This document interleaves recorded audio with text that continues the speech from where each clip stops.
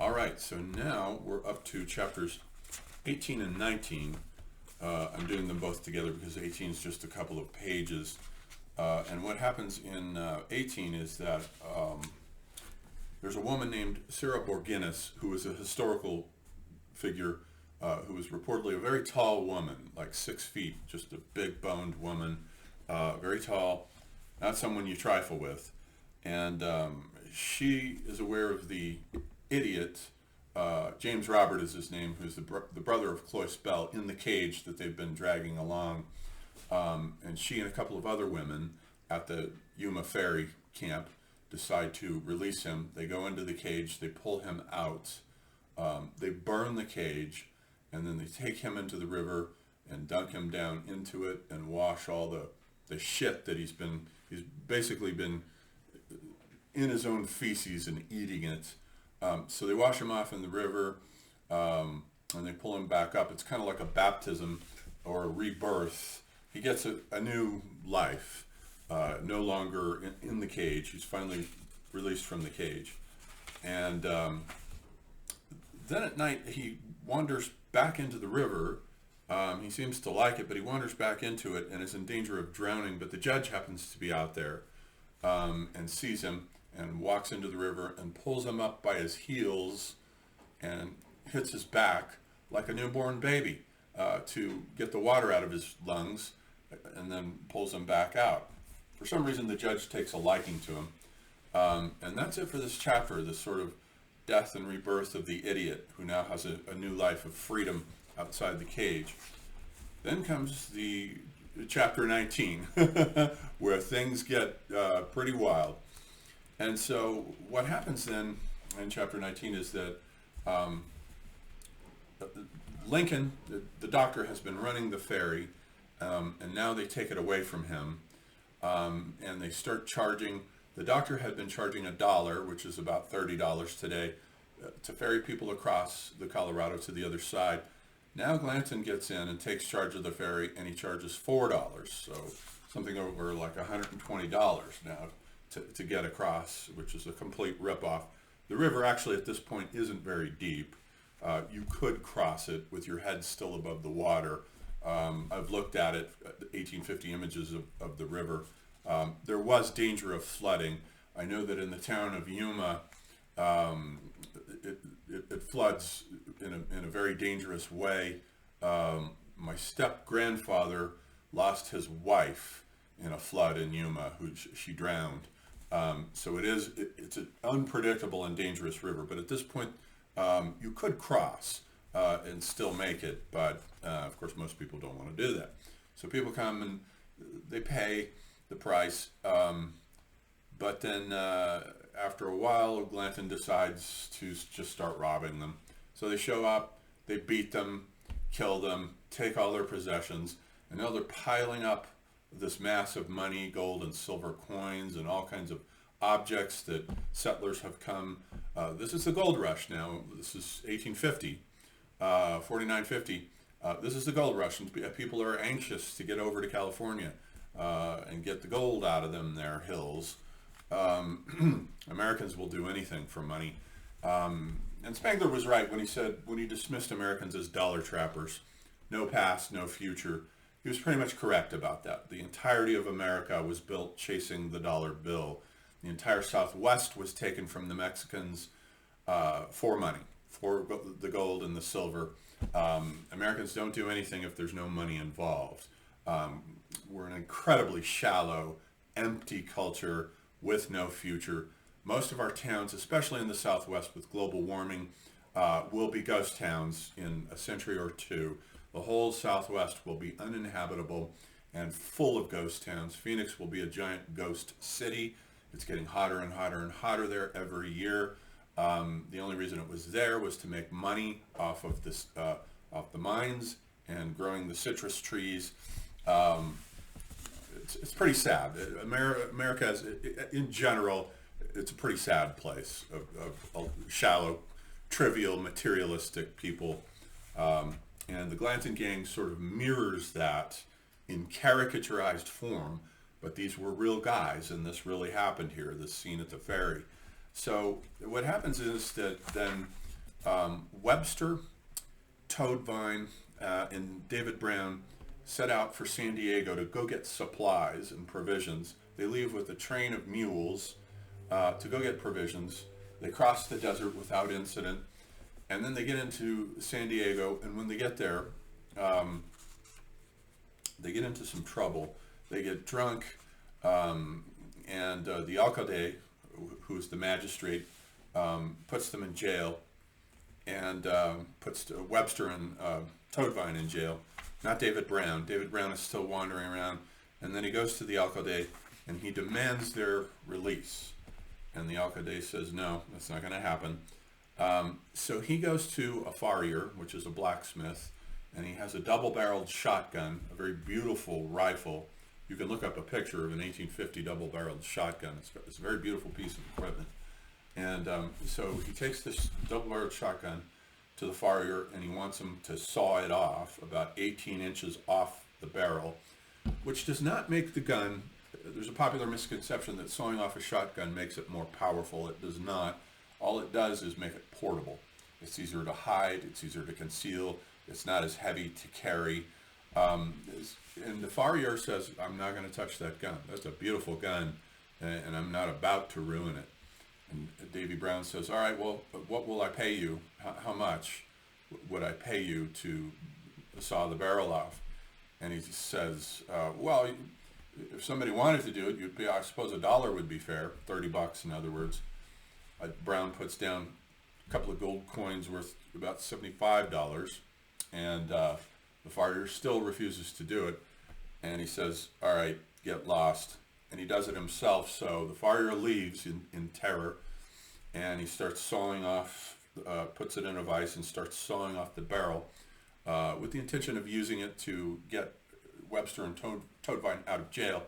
But then the farrier comes back with a military man, and the military man says, did you threaten this guy?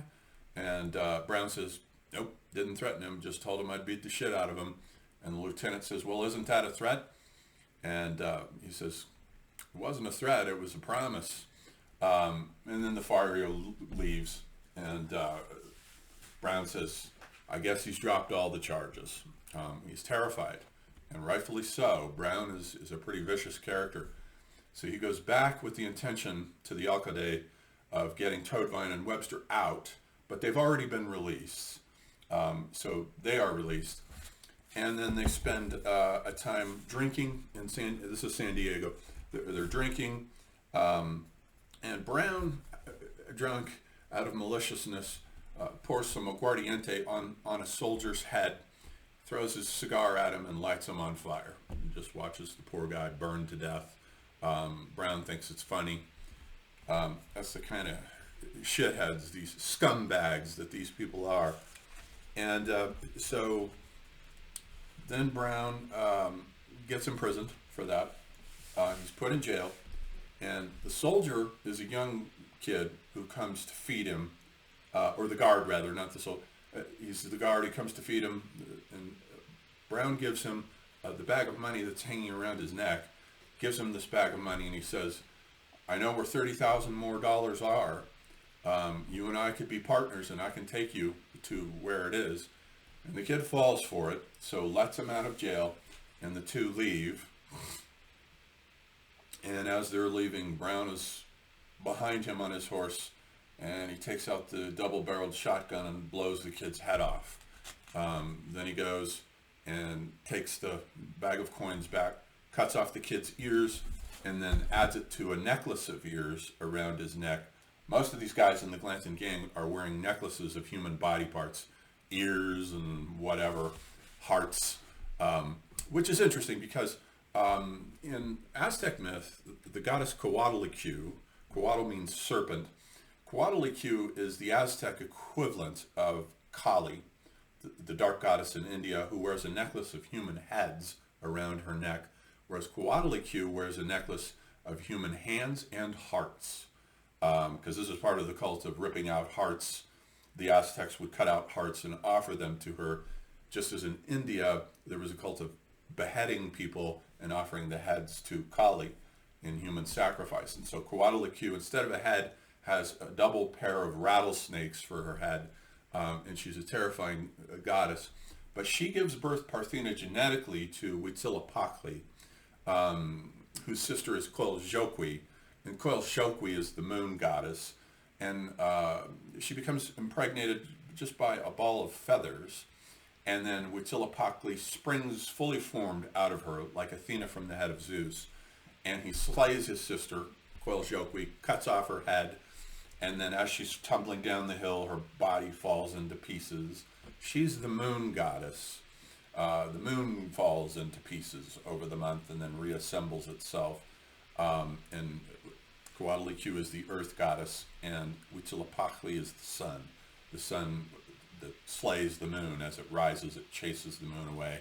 And the 400, there's a group of 400 deities that were going to kill Huitzilopochtli, but he slays them all. That corresponds to the stars. So there's an astronomical myth embedded in the myth of Coatlicue, Coilxauhqui, and Huitzilopochtli. So that's interesting with the necklace of ears hanging around these guys' necks. Most of them have it. So Davy Brown disappears. He's riding on his mule. We don't hear from him again. Webster and Toadvine make it back to the camp, minus their possessions, minus their mules. So they went to get provisions and they come back with nothing. Glanton is pissed about this, so he gathers 5 men with him and heads to San Diego himself. They go directly to the Alcalde. In the middle of the night, they get to San Diego. The Alcalde and his wife are in their house. They go right in there. They drag the Alcalde out. They throw a noose up over one of the vigas, string him up, pull him up, and they slap the wife around, and she begs for the Alcalde's life. And Glanton says, "Where's my men? Where's my mules? I want all my money, and I want all my mules." He's also looking for David Brown. And the Alcalde has no idea. He can barely talk with the rope around his neck, and he says, "I have no idea. I can't help you. I don't know where any of that stuff is. There's nothing." So the wife comes crawling and begging, and so they take the Alcalde down, but they tie them and gag them and just leave them there in their house. Then they go to the prison, and it's empty. David Brown is nowhere to be seen. But they get provisions and mules, and then they go back to the ferry. And they leave the Alcalde and his wife, who were later found, but they've been there for 3 days. So they go back to the camp, Glanton and his 5 men. And then what happens is the next morning now, the Black Jackson is out before dawn, taking a piss into the river, and an arrow goes right through him. One right through him. He looks around for weapons. There aren't any. Another arrow whizzes past him, and then another arrow hits him in the abdomen, and one hits him in the groin. And that's it for Black Jackson. He's done for. Now, remember that his tarot card. He's the first to die here in the Yuma massacre. These are Yuma Indians now who have come to massacre in revenge for them turning against them and taking the ferry away from them with a howitzer. There's a howitzer that they have used that the doctor had, and they blasted the Yuma Indians. So the tarot card had been the Fool. The Black Jackson was the first to draw a card, and it had been the Fool, but it would have been more appropriate if it had been the 4 of Wands, because the 4 of Wands reversed. If it's not reversed, it's good luck, but if it's reversed, it means conflict. And that would have been more appropriate here. And McCarthy even calls the arrows sticking out of him wands. So he might have had that card in mind. But that's it for the Black Jackson. Then they go into the tent of Dr. Lincoln, cut off his head, and they drag the head out. Then they go into Glanton's tent, and they surprise him. Everyone is sleeping. They've been drunk all night. And they find Glanton. He's been sleeping. He wakes up, and a warrior gets up and stands on his bed, takes an axe, and cleaves it right down the center of his head. So Glanton gets exactly what he deserves. Karma catches up with you eventually. Trust me, it catches up eventually. And so they hack Glanton into pieces. Then they go into the judge's quarters, but the judge is there waiting for them. He's naked. There's a 12-year-old girl in the room that he's probably been raping. And the idiot is in there with him as well. But he also happens to have the howitzer, which is simply a large cannon at this point. These aren't the big howitzers that start coming in with the Civil War on trains. So he's there with the howitzer, and the Indians they know what the howitzer can do. It's already been used against them, so they back away in terror. And the judge and the idiot then leave and disappear off into the night. So the judge and the idiot survives the massacre, as does the kid and a couple of others, but that's about it. And that's it for the Glanton gang. They get completely wiped out here otherwise by the Yuma Indians. And this is the climax of the book, and pretty much brings to a close the book's middle section, what John Seppitz calls part 2, the Glanton gang. Their days are over, and now the judge and the kid and the idiot are now refugees who will wind up in Los Angeles. So that's it for that chapter.